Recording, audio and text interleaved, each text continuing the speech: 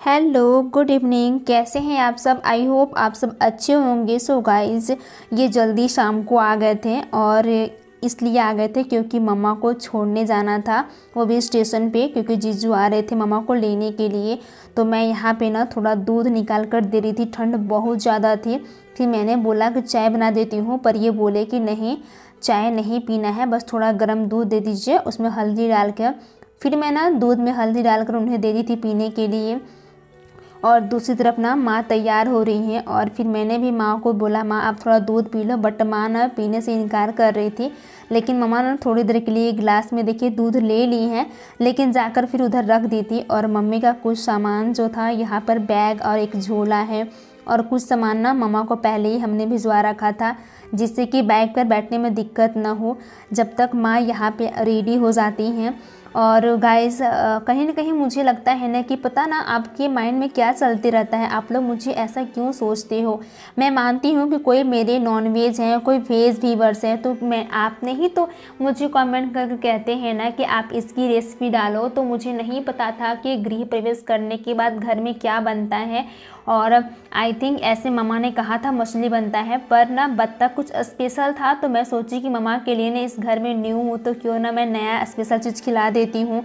तो बस मैंने उसी की रेसिपी ट्राई की। मम्मा मना भी कर रही थी, बट एक होता है ना, मन करता है कि हाँ मम्मा को ये खिला देती हूँ। तो बस मम्मा सामान लेकर निकल गई थी और ये बाइक से कुछ सामान लेकर और फिर मम्मा के लिए निकलते। बहुत बुरा लगा जब माँ यहाँ से जा रही थी। और सॉरी गाइज, आप लोग ऐसे कमेंट करते हो, बहुत दुख होता है, पर पता नहीं क्या आपके माइंड में चलता है। इट्स ओके, कोई बात भी नहीं। और बस ये देखिए बाइक निकाल कर लेकर जा रहे थे और शाम का टाइम था और मम्मा कहते हैं ना खोइछा में कुछ देना चाहिए, तो मम्मी ने खोइछा में दी थी सामान। और ऑलरेडी कितना कुछ सामान मम्मी ला दी है, और क्या चाहिए मुझे। भगवान भी माँ का दर्जा कैसा देते हैं ना कि माँ शब्द सुनने के बाद है ना पूरे शरीर को रोंगटे खड़े हो जाते हैं। और माँ जब यह शब्द सुनते हैं तो लगता है कि सच में हाँ दिल से है। और माँ का वर्ड कोई भी ऐसा नहीं कह सकता है कि माँ का दिल होता है। और मम्मी को ना विदा करते वक्त ना कुछ ऐसा लगा कि मैं यदि मम्मी के पास सोने लगूंगी तो उनको भी रोना आ जाएगा। और मैं बहुत ज़्यादा परेशान हो गई थी, मैं क्या करूँ कुछ समझ में नहीं आ रहा था। लेकिन जैसी मम्मी को विदा कर रही थी ना, तो पता नहीं भगवान माँ को ऐसा क्यों बनाता है, बहुत फीलिंग्स होती है अंदर से। ये ना ये मम्मी को छोड़ने के लिए गए हैं और ये अभी तक आए नहीं है। बहुत टाइम हो गया था और जब मैं मम्मी को विदा कर रही थी ना, उस टाइम मुझे लगा ना कि नहीं मम्मा तो फिर आने ही वाली है ना। लेकिन जब मम्मी गई तो मुझे बहुत अजीब सी फीलिंग हो रही है। सच में कहते हैं कि माँ के जैसा ना किसी का कोई दिल नहीं होता है, और जब माँ होती है ना तो अजीब सी फीलिंग्स होती है। और मैं यह कह सकती हूँ कि मैं माँ के बदौलत ही इस घर में हूँ और ये उन्हीं की देन है जो मैं इस घर में हूँ। वरना पता नहीं रेंट में मुझे कब तक रहना पड़ता। और कभी कभी लगता है कि सच में कहते हैं कि भगवान ना माँ को इतना अच्छा प्यारा क्यों बनाया है। और कभी कभी तो मुझे लगता है कि नहीं, माँ माँ होती है, माँ के साथ अच्छे से पेश आना चाहिए। और हर माँ, यदि मेरी माँ है तो किसी और की माँ है। और लेकिन कहते हैं ना कभी कभी ना कि ज़िंदगी में ऐसे पड़ाव होते हैं जिससे एक माँ ही दूसरे को घर से बाहर निकाल देती हैं। और मेरे साथ भी बस सेम वैसा ही सिचुएशन हुआ था। मैं बहुत परेशान हो गई थी कि मैं क्या करूँ, मुझे कुछ समझ में नहीं आ रहा था। लास्ट में ये जो आप छत्र छाया देख रहे हो ना, ये सिर्फ मम्मी का देन है। और मुझे ये बताने की बिल्कुल ज़रूरत नहीं है कि दीदी लोग भी जब यहाँ पे आई थी ना, तो बहुत अच्छा लग रहा था। और मुझे ऐसा लग रहा था ना कि पता नहीं माँ क्या सोच के मुझे दे रही हैं। और मुझे बहुत बुरा भी लग रहा था कि पता नहीं माँ दी है कब तक, कुछ समझ में नहीं आ रहा था। लेकिन जब जैसे ही मम्मी ने सरप्राइज़ मुझे दिया ना, एकदम से मैं शॉक्ड हो गई थी। मेरा कोई भी दिमाग काम नहीं कर रहा था। यहाँ तक कि मेरे हस्बैंड ये घर नहीं लेने के लिए कह रहे थे। उनका कहना था कि नहीं अच्छा नहीं लगता है, माँ क्या सोचेंगे कि अपनी बेटी की शादी कर दिए हैं। और फिर भी अभी भी वो सामान ले रहे हैं। उन्हें बहुत बुरा लग रहा था, लेकिन मेरे पास कोई ऑप्शन था ही नहीं। और मम्मी पापा ने बस अचानक ही मुझे आके इतना बड़ा सरप्राइज़ दे दिया।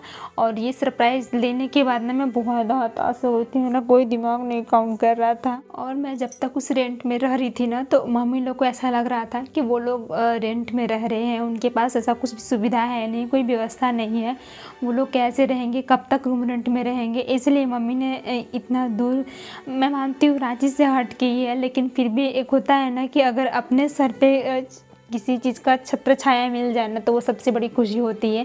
और मुझे इस खुशी की बात यह है कि जब मम्मी ने मुझे यह बात कहा तो मेरे आँख में इतने आंसू हुए थे, मेरा कोई दिमाग नहीं काम कर रहा था कि मैं क्या करूं। और कभी कभी लगता है ना कि पता नहीं मेरा किस्मत इतना ख़राब है या फिर मैं ही ऐसी हूँ जो मुझे इतना कुछ भटकना पड़ रहा है। और अंततः माँ ने इतना बड़ा सरप्राइज़ दिया, मैं बहुत खुश हो गई थी। लेकिन जब तक भैया लोग जब तक दिए थे तब तक मैं बहुत खुश थी। और कभी कभी लगता है ना कि मैं कुछ नहीं कर पाऊँगी। और अभी आप ये जो लाइट देख रहे हो ना, ये लाइट भी मेरी अच्छे से व्यवस्था नहीं हुई है।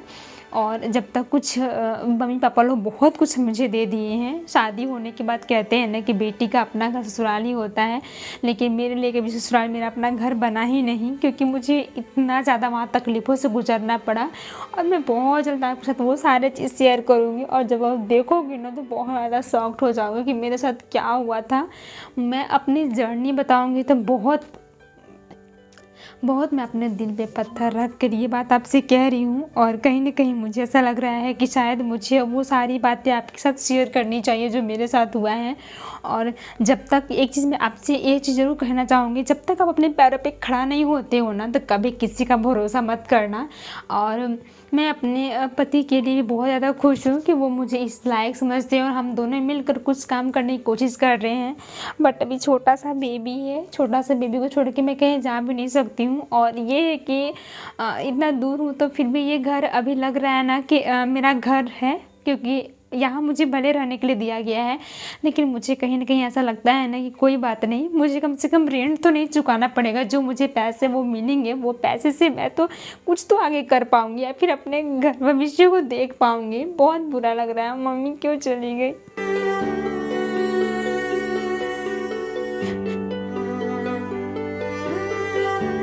मम्मी थी तो बहुत अच्छा लग रहा था, जब मम्मी गई तो बहुत बुरा लग रहा है। माँ के साथ रहने के बाद क्या फीलिंग होती है।